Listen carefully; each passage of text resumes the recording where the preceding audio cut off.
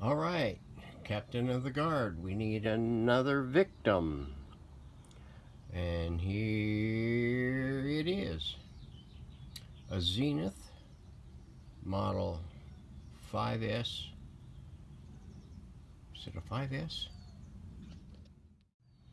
A 6S 528. I believe it's from 1941 or 42. It is a 6-tube, 2-band radio with push-button presets. This is going to be the next one on the bench. It has, I don't know, minimal issues really. There's no back to the radio. It has a owie right there where a little chip has fallen off.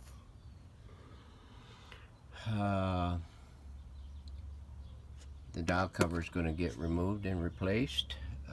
There's a few things loose on this radio. I'm not sure, but I think all the bars will come off, allowing me to do a better finish on it. It has pinstriping that is here and there. The cabinet is in structurally good condition. The back. Let me turn this radio around so the sunlight isn't glaring in through the camera. Stand by. Okay, that there is, I hope, better. There doesn't look to be any critical issues in here, but you never know. That speaker, I believe, from the other side looks like it could be needing a reconing. I'll have to go in there and look. It looks like I can see like masking tape on it, so it's been visited, I think. The antenna looks pretty good shape, except for this corner here where it's busted, and it's busted in the front there too, so that can be remedied. The windings are a little loose. I think we can correct those. Worst case, we'll replace it with a new one if required. So give me a chance to pull the bottom screws, and we'll slide that chassis out of there and take a look. Stand by. All right, got the chassis out. Yeah, there is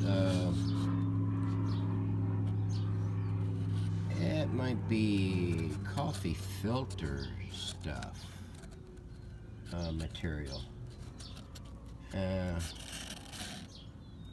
but I don't know, it looks to be okay. We'll have to fire it up and see whether or not it's going to respond nice. The dial is got a bit of a tarnish look at it. It might clean up. If not, I have a remedy for that. The push button assembly is as grody as all the previous ones. This is just like a 527. I mean, same guts, same electronics, same tubes, same old. The one thing I found about these is a transformer could be bad, and this one here looks like it might not be in bad shape, because there is no tar on the base of this cabinet. A previous 527 that I did, the the damn transformer had a meltdown. I mean, it looked like it crapped all its guts out in the cabinet. Yeah, somebody's been playing with it sometime in the past. It doesn't have its covering for this, so naturally that's the reason why it's so ugly.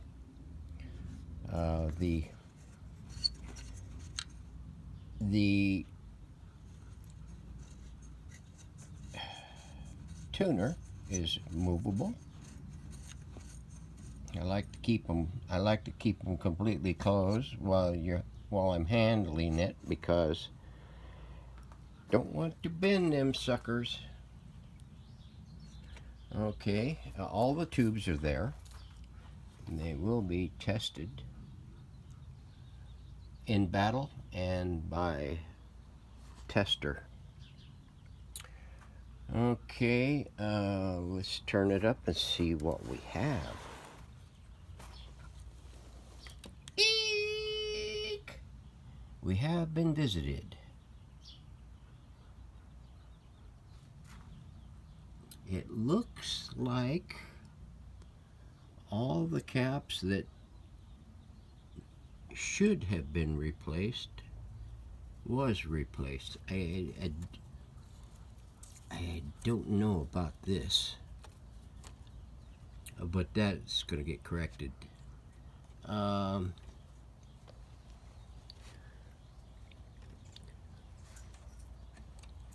I'm going to have to go through and double check all this work. Let's see. Yeah, they at least disconnected the CAN electrolytic, isolated it from the radio. There's some wiring in here that is in desperate need of some attention.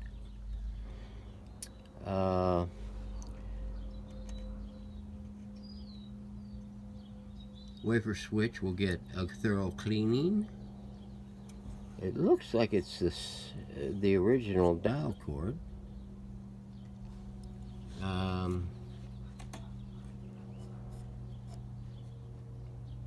don't remember if this one here has a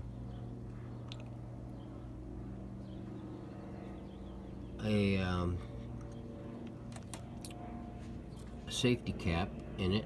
I'm pretty sure that the other ones that I did, it's been a while since I did one of these. I've done, I don't know, 4 of them already. So we'll take a look, and I've got all the plans and sketches and everything for this thing to completely redo it. A new back, a new antenna if needed, and point-to-point wiring diagram, I think. So we'll get it on the bench after we get a de-dusting of it and take a closer look at it. Hey, stand by. Okay, we're in Jabba's hut and getting ready to light this thing up. I had to go through and double check to make sure that everything was playing nice in here, and take some preliminary readings on the power transformer and the primary and secondary of the power transformer, and to make sure the switch worked as it should, and to make sure that nothing was touching anything else. So we've got it on the dumb bulb, and we've notified which one is the cold blade, and we're producing about 121 volts. We're going to start on the 75 watt bulb, and get her checked out and see if we get any heartbeat. So let's see, these buttons here are all wonky. I had to do a tongue-in-cheek on these here while holding that one in, so I'm good. I had to make a modification on all the other 527 and 528 model push button assemblies, because once the little rubber bumpers in the back there decay and break away, you start having issues with the push buttons wanting to stay in and switching from one button to another. They won't lock in, so I had to do a tongue-in-cheek on that one to get it to stay in. So the switch is on.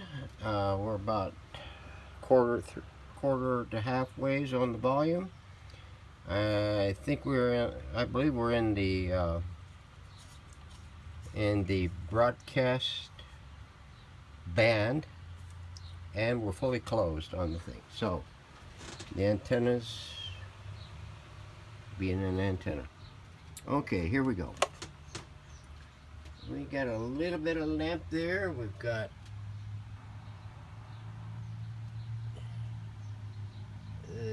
starting out in the basement. We got tubes lighting up. We're pulling about 220 milliamps. The bulb is being dim. Okay. Except for some gnarly oscillations there. Let's see what we get.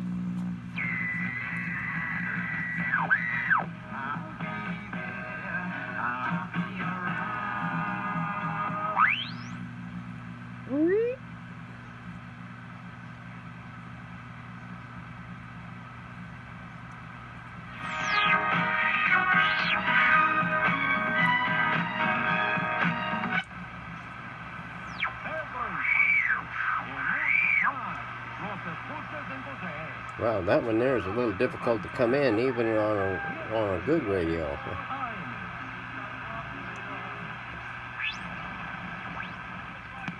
Loses this first round matchup against Phoenix Suns, and you say why? Because everybody that's trying to put him in the same boat with Michael Jordan, we're pulling 216 volts on the and I can stop fussing with guys on the rectum fire output lead number 4. You'd be able to point to his age. You'd be able to point.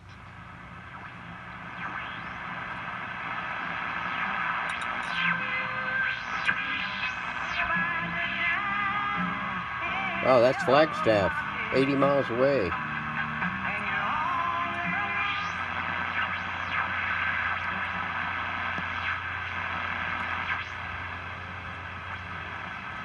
Grade 12 materials. Visit bjupresshomeschool.com. That's BJU.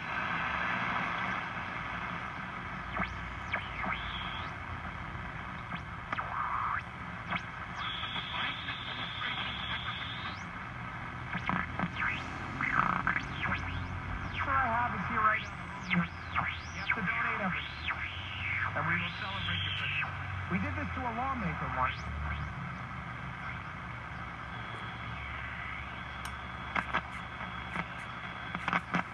Okay, the oscillator is off on this one because we should be picking.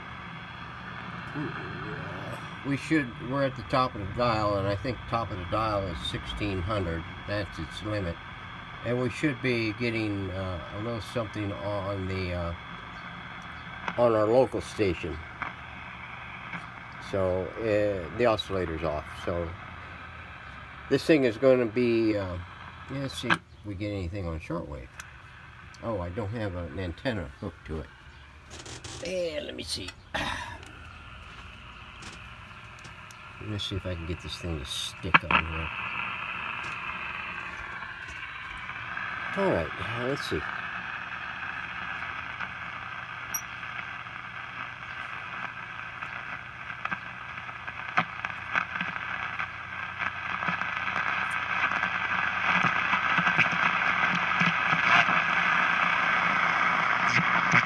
I will see him.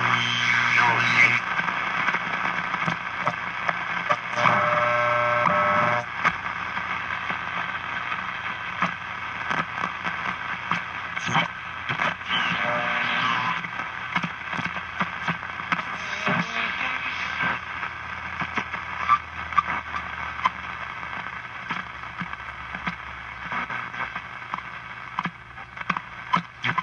Eight 4203.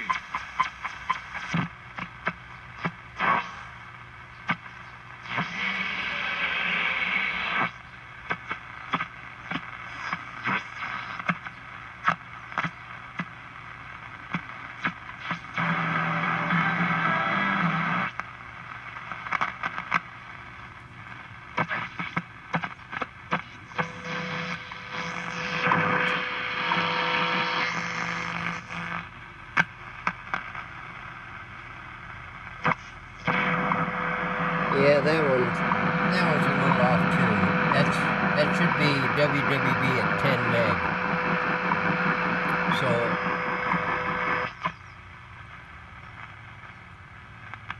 doing nothing to it, it's going to need a serious alignment. But we're going to touch it good. We're going to go through and those caps don't look like they're that old, but we're going to clean it up, you know, because they didn't use any sleeving on any of these long runs from the leads, and these caps are free floating. So we're going to lock those down and rearrange those, and we're going to replace some of this grody rubber wire here and there, and we're going to put that there. This here should be the safety cap. We're going to pull that and put a safety cap in there and get her cleaned up and all spiffy, and then we will do an alignment on it as soon as I'll go through and check those tubes out. Okay, so let's see, what do we need that right here?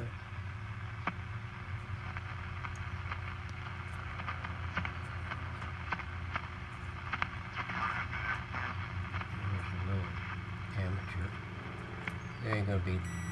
There ain't gonna be nothing down here, at least this time of day. Okay. So, this is gonna be a winner. With the antenna in the condition it's in, it's got broken corners here on this side where it mounts, and this side is completely obliterated. I mean, it's if it needed to walk, it wouldn't be able to do it. So we're gonna see what we can do with this. If we got all the pieces here, and put some splints in, and if not, we'll just redo the panels and restring the wire and make a new antenna for it, as well as the back. So stay tuned, there's going to be more.